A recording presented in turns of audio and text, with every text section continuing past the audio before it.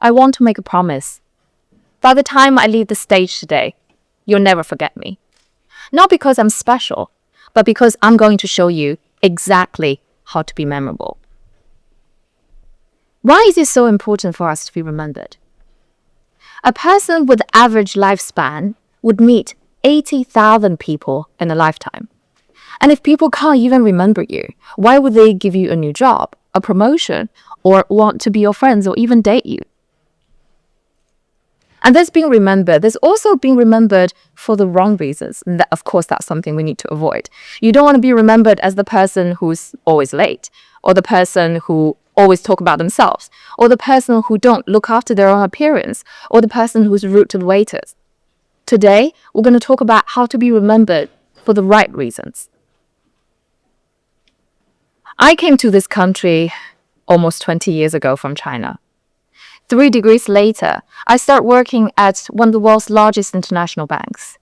And as I started working, I started going to networking events and client lunches. And every single time, I just feel like the most forgettable person. Every time, I just wanted to hide, shrink, and disappear. And today, many years later, I'm standing here on a TEDx stage telling you exactly what to do to be memorable. I certainly learned things the hard way. Through my experience in banking, as well as now as educator and coach, I have come up with this 5-step, very simple and fun formula, easy for you to remember, because it spells out as the word shine. So S stands for stories. We all love a good story as humans, don't we? But why do we love stories so much? Because when you listen to a story, your brain releases chemicals, your endorphins, oxytocin, cortisol, dopamine. All of these chemicals would enhance the memory in your brain. You're literally taking more space in someone's brain when you tell them a story. And neurologically, our brain actually light up as if we're living the same experience when you hear a story. I know some of you might be saying, well, I'm just a really boring person. I don't really have any stories to tell. Well, that's not true, because every single one of you here is unique. Your life experiences, your education, your family and friends, your travel, you all have a story that's unique to you. And today, I want to tell you a little bit about my story. I started my first job in London's financial district. I remember going there as a student for job interviews, looking at all these glass towers and perfectly polished bankers and secretly wishing, I wish one day I can get a job in any one of those buildings.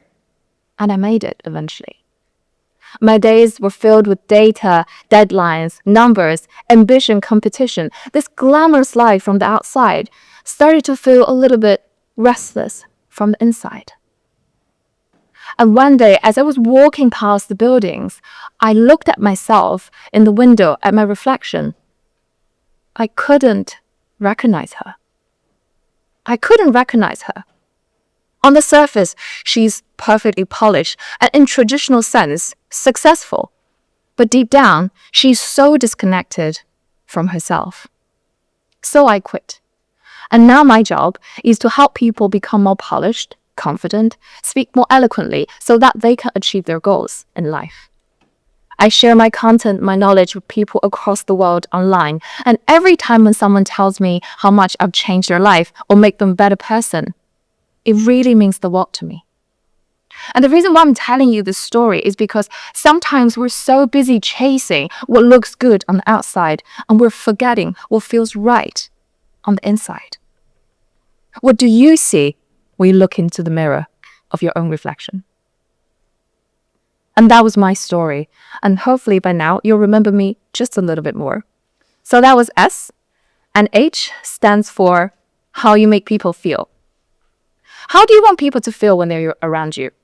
Is it inspired, calm, at ease, or stressed and anxious? Are you like a cup of hot chocolate that is calm and soothing, or a cup of cold coffee that's gone bitter, a little bit hard to swallow? Now, it's probably time for me to talk a little bit about the power of good manners. You would expect that from someone like me who teaches etiquette and went to a finishing school, right? I have a perfect story. It's the story of Queen Victoria. The story goes that Queen Victoria was hosting a group of guests from another country. And as the meals were served, so were the finger bowls. The guest of honor looked at the finger bowl, lifted up, and drank the water from it. Silence started to spread in the room, and guess what the Queen did?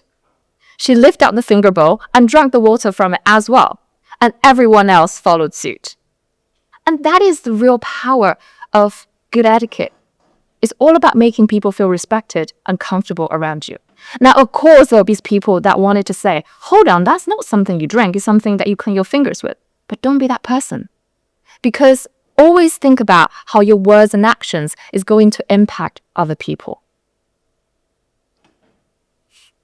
What else can you do to make people feel more comfortable around you? Can you inspire them a little bit more to dream bigger? Can you encourage them to pursue their dreams? Can you at least put your phone away when you're speaking to them to show that you're present? Or can you look into their eyes to show that they matter to you and you matter to them? These are things really small, but over time, they add up and make a big difference. Because here's the thing. People might forget what you said or what you did, but they'll never forget how you make them feel. So H stands for how you make them feel. What about I? I stands for image. Have you ever thought about how long does it take for someone to have a first impression of you? A popular study says 7 seconds. But the reality is that it could be a matter of milliseconds. And within that time frame, not a lot can be said or done. It's all based on what they see.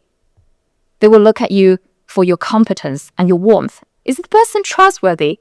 Do they know what they're talking about?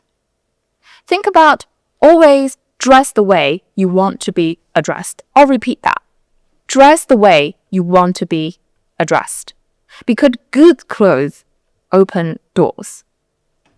I was at a Marie Kondo talk in London just a few weeks ago, and she was talking about a lot of people have these beautiful plates and silverware at home, and they just want to save it for a special occasion.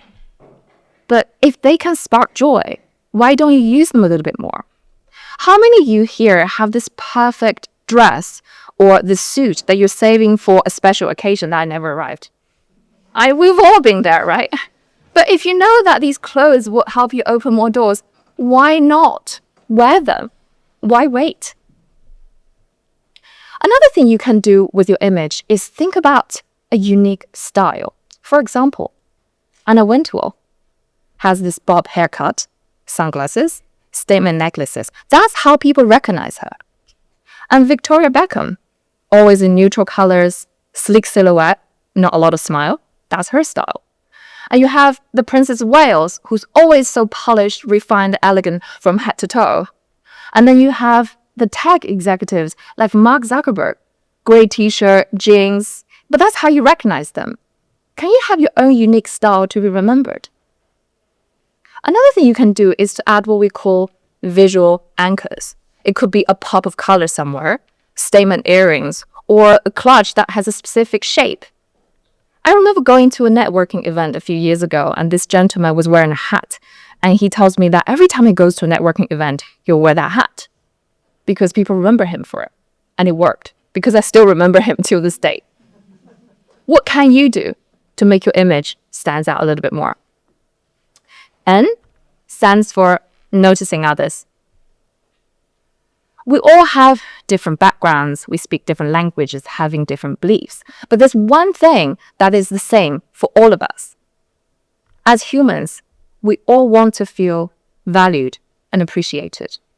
And once you understand that, you will understand the importance of showing genuine interest in other people. There's a saying, if you want to be interesting, be interested. Dale Carnegie said that you'll probably make more friends in 2 to 3 months by interested in other people than in 2 to 3 years by getting other people to be interested in you. So if you're having a conversation with people, rather than saying, how are you? What do you do? Try to change it to be something more different. What was the highlight of your day so far? Any exciting project that you're working on? What's keeping you busy lately? What's your favorite way to spend the whole day off? And if money was no object, what would you do? Because that makes you stand out. And speaking of noticing others, I want to talk about compliment. Show of hands. How many of you have received a compliment today? Oh, okay, that's actually more than I thought, because I thought that could be close to 0. So well done for like 4 of you out of the audience here. So we're not very good at giving compliments nowadays, do we? So if you give a compliment to someone, they'll remember you more. Say something genuine. That color looks amazing on you. Well done on your presentation. I'm so proud of you. So N is for noticing others. What about E? E is for energy. Now, as a yoga practitioner of over 10 years, I can tell you that energy is not something you only talk about when you're in a meditation or healing or when you're visiting Bali or India. We all have different energy. And you are contagious. Your energy is contagious. Your emotions and moods, they're all very much contagious.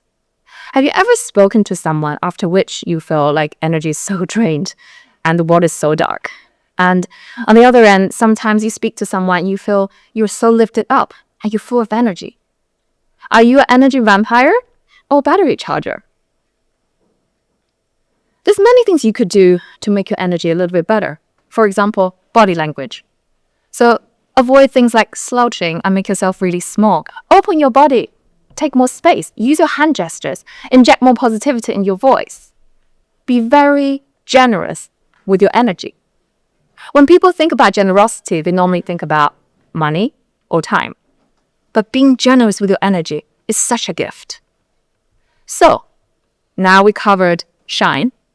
I want to give you a bonus tip. And if you do this one, it's very hard for someone to forget you.